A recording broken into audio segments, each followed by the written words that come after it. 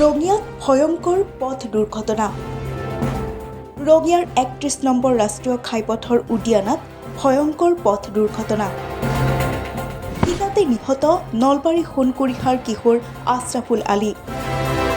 দুৰ্ঘটনাত গুৰুতৰভাৱে আহত মাতৃ আমেনা খাতুন আৰু বাইক আৰোহী হাত শিঙিমাৰীৰ ৰফিকুল হুছেইন আখতাৰ।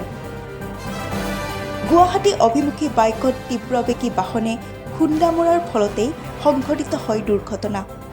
দুৰ্ঘটনাটো ইমানেই ভয়ংকৰ আছিল যে বাইকখন বহু দূৰলৈ ছিটিকি পিটনিত পৰে। আহত দুয়োজনকে ততালিকে স্থানীয় ৰাইজে উদ্ধাৰ কৰি চিকিৎসালয়ত ভৰ্তি কৰিছে। জেগাত তিনিটা মানুহ দেখিছোঁ। তাৰপিছত তেওঁলোকক বাচ্ছাটোতো অলপ সময় এনে আছিল, তাৰপিছত অলপ পিছতে বাচ্ছাটো মৰিল। তাৰপিছত এই যিজন মতা মানুহ আছিল তেওঁতো ভৰিখন সম্পূৰ্ণ নাই, তথাপি এতিয়ালৈকে তেওঁ মাত দি কথা ক'ব পাৰিয়ে আছে, পানী খুজি আছে। আৰু মহিলাগৰাকীও তাই বহি আছে, ভৰিত যথেষ্ট আঘাত হৈছে। এজনী সৰু বাচ্ছা এজন আৰু মানুহজন পৰি আছিলে। বাকী কি গাড়ী মাৰিছে দেখা নাই, কিন্তু বাচ্ছাটো লগতে ডেডে দেখা পালে।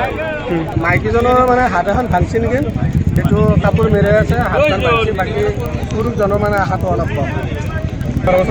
আৰু কিমান দূৰত পৰিছে ৰাস্তাৰ পৰা? বহুত দূৰ পৰিছে, 4 কিলোমিটাৰ দূৰ পৰিছে।